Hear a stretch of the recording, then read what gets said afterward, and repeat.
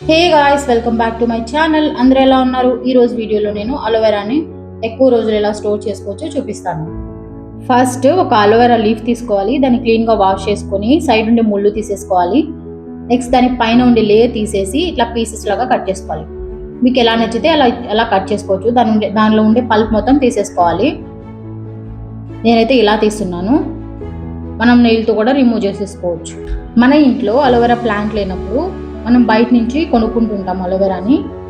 అలాంటి టైంలో మనం ఇలా స్టోర్ చేసుకుంటే ఎక్కువ డేస్ మనకి అలోవెరా జెల్ ఉంటుంది. ఇలా దానిలో ఉండే పల్ప్ మొత్తం తీసేసుకోవాలి. Aloe vera is a multi functional plant అనమాట. అండ్ ఒక టిప్ ఏంటంటే, రోజు మనం అలోవెరా పల్ప్ని ఒక క్యూబ్ తీసుకుంటే మన హెల్త్కి చాలా మంచిది. దాన్ని కొంచెం వాష్ చేసేసి రోజు మార్నింగ్ తింటే లేడీస్కి వైట్ డిశ్చార్జ్ అనేది తగ్గిపోతుంది. అలాగే డైరెక్ట్గా తినలేని వాళ్ళు కొంచెం షుగర్లో డిప్ చేసుకొని తినొచ్చు. అలా చేయడం వల్ల మన స్కిన్ కూడా చాలా మంచిగా అవుతుంది.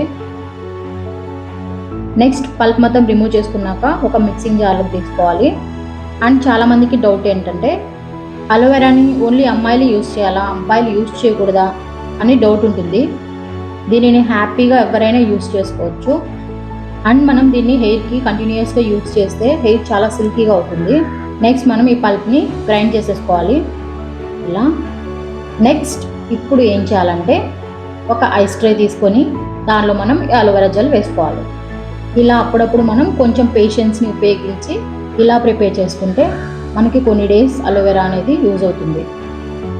నెక్స్ట్ మనం దీనిని ఈ ఫ్రీజర్లో ఫ్రీజ్ చేసేసుకోవాలి.